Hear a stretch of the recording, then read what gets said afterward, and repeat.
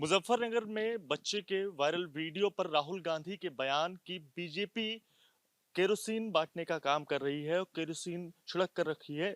इस पर बीजेपी की मंत्री मध्य प्रदेश सरकार में संस्कृति मंत्री उषा ठाकुर का बयान आया है। उन्होंने साफ तौर से कांग्रेस को घेरते हुए कहा है कि केरोसिन की फैक्ट्री वाले लोग कांग्रेस पार्टी के खुद वो लोग हैं। मेरे साथ बातचीत करने के लिए कांग्रेस के नेता राशिद अल्वी जी हैं। राशिद अल्वी जी, जिस तरह से ये बयान आया है जिसमें उषा ठाकुर ने कहा है कि मुस्लिम तुष्टिकरण के आधार पर राजनीति किसने चलाई, पूरा देश जानता है केरोसिन की फैक्ट्री है वह लोग मतलब कांग्रेस पार्टी, क्या कहेंगे इस पर? अगर कांग्रेस पार्टी ने तुष्टीकरण की राजनीति की होती तो मुजफ्फरनगर में इस बच्चे की पिटाई ना हुई होती। और ये वीडियो इस बात का सबूत है कि कौन पार्टी आज तुष्टीकरण कर रहा है। इसीलिए उस बच्चे की पिटाई हो रही है। इस बच्चे की पिटाई के लिए सिर्फ टीचर जिम्मेदार नहीं है। भारतीय जनता पार्टी ने पिछले 9 साल के अंदर देश के अंदर जो माहौल पैदा किया है वो जिम्मेदार है और उसके लिए बीजेपी जिम्मेदार है। जिस चीज के लिए बीजेपी को शर्मिंदा होना चाहिए उस चीज पर वो बयानात दे रहे हैं।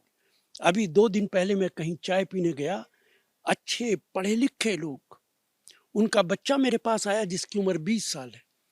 उसने मुझसे कहा कि मैं स्कूल जाता हूं तो मुझसे कहा जाता है कि तुम नमाज क्यों पढ़ते हो, नमाज पढ़ना बंद कर दो। ये वाकया दिल्ली का बता रहा हूं मैं।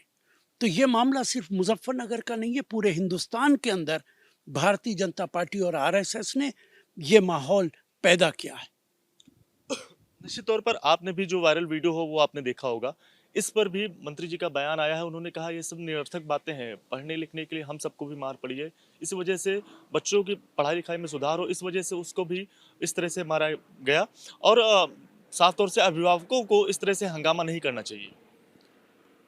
बच्चों को पढ़ाई के लिए सख्ती करना कोई बुरी बात नहीं, लेकिन किसी बच्चे को ये कहकर कि ये इस समुदाय का है अगर आप पिटाई करेंगे तो इससे ज्यादा लाकानूनियत कुछ नहीं हो सकती, इससे बड़ा गुनाह कुछ नहीं हो सकता। मुजफ्फरनगर के अंदर जो कुछ हुआ है वो इसलिए नहीं हुआ कि बच्चा पढ़ नहीं रहा था या वो कमजोर था। उसे इसलिए मारा गया और उस टीचर ने कहा कि और जोर से मारो। उस टीचर के खिलाफ भी कार्रवाई होनी चाहिए और देश के अंदर इस माहौल को बदलने की जरूरत है।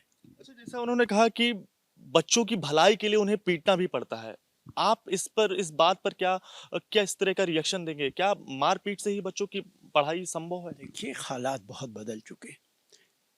आज की नई नस्ल जो बच्चे पैदा हो रहे हैं वो हम लोगों से ज्यादा इंटेलिजेंट हैं। दुनिया के अंदर ऐसा कहीं नहीं है कि बच्चों को पीट के मार के उनको पढ़ाया जाए। ये हमारे ही देश के अंदर हो रहा है और इसको बदलने की जरूरत है। बच्चों को पीटा नहीं जा सकता है। सर, मेवात में जिस तरह की हिंसा हुई उस सब की तस्वीरें सबको विचलित की। बीएचपी की ओर से ऐलान किया गया है, कल एक बार फिर से शोभा यात्रा निकाली गई। हालांकि इन सब के बीच करणी सेना के जो अध्यक्ष हैं सूरजपाल, उनका बयान आया है कि अभी जो दंगे हुए थे, हादसे हुए थे, उनमें जितने लोगों की जान गई उनके परिजनों के आंसू सूखे भी नहीं। और हिंदू ठेकेदार संगठन जो लोग चलाते हैं, हिंदूवादी संगठन जो उसके ठेकेदार हैं, वो लोग फिर से एक बार निकाल रहे हैं शोभा यात्रा। क्या चाहते हैं वो लोग, क्या कुछ करना चाहते हैं, उनका साफ तौर से वो बड़ा सवाल खड़ा कर रहे हैं। देखिए, मैं उनकी बात से सहमत हूँ, लेकिन ये जो हिंदू समुदाय की ठेकेदारी ले रखी है जिन लोगों ने, वो कौन लोग हैं? सरकार उनके साथ खड़ी है। सरकार की मर्जी के बिना कैसे यात्रा निकल सकती है? सरकार की मर्जी के बिना वहां जो बुलडोजर चलाए, लोगों के मकान तोड़ दिए, दुकानें तोड़ दी, ये किसने तोड़ दी हैं? चूंकि आने वाला चुनाव 2024 का बहुत नजदीक है और भारतीय जनता पार्टी चुनाव जीतने के लिए यही काम करती है। वो हिंदू मुसलमान को लड़ाती है, नफरत पैदा करती है। उन्हें देश से, देश की जनता से कुछ लेना देना नहीं है। देश तबाह हो रहा है, होने दिया जाए।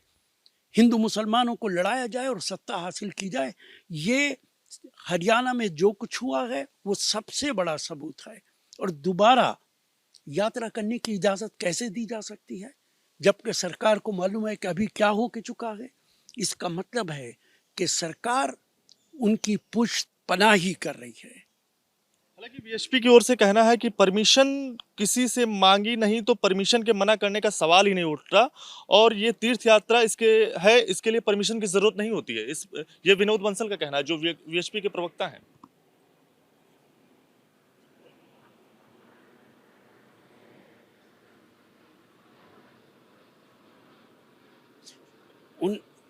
बीएचपी के जो प्रवक्ता है उनका साफ तौर से कहना है ये एक तीर्थ यात्रा है, शोभा यात्रा है, इसके लिए परमिशन की जरूरत नहीं पड़ती। जब हमने परमिशन मांगी नहीं तो हम किससे हम परमिशन मांगेंगे? हम परमिशन मांगने का सवाल ही नहीं खड़ा उठता। देखिए, ये बयान अपने आप में ये साबित कर रहा है कि वो किस तरीके की जबान बोल रहे हैं।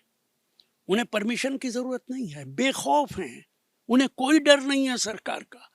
इसका मतलब है कि सरकार उनके पीछे खड़ी है। क्या ये मुमकिन है कि बगैर इजाजत, बगैर परमिशन के आप यात्रा निकालें और कहें कि हमें परमिशन की जरूरत नहीं है? क्या विश्व हिंदू परिषद, बजरंग दल कानून से ऊपर है? मुश्किल यही है कि जो लोग हम पे इल्जाम लगाते हैं कांग्रेस पे तुष्टीकरण का, इससे बड़ा सबूत और तुष्टीकरण का क्या हो सकता है कि आपका विश्व हिंदू परिषद और बजरंग दल जो आरएसएस से जुड़े हुए लोग हैं वो ये बयान दे रहे हैं कि वो कानून से ऊपर है, उन्हें परमिशन की जरूरत नहीं है। ये तो तुष्टीकरण की परिकाष्ठा है। हालांकि पुलिस की ओर से भी बयान आया है कि धारा 144 लगी हुई है, 5 लोग से ज्यादा इकट्ठा नहीं होने देंगे, बाहरी लोग जो आएंगे उनकी एंट्री पूरी तरह से बैन है। और इन सब के बीच इस तरह के बयान आते हैं तो आप क्या लगता है क्या यात्रा निकाली जानी चाहिए या फिर नहीं? मुझे नहीं लगता कि पुलिस कुछ कर पाएगी। पुलिस सरकार के दबाव में काम कर रही है और ये मुमकिन नहीं है कि वो विश्व हिंदू परिषद के लोगों पर किसी तरीके की पाबंदी लगा सके। यात्रा बिल्कुल नहीं होनी चाहिए, उस पर पाबंदी होनी चाहिए और इस बयान पे जो उन्होंने दिया है इनकी गिरफ्तारी होनी चाहिए। बातचीत करने के लिए कैमरा पर्सन अजीत गुप्ता के साथ दिव्यांकर तिवारी, एबीपी न्यूज, दिल्ली।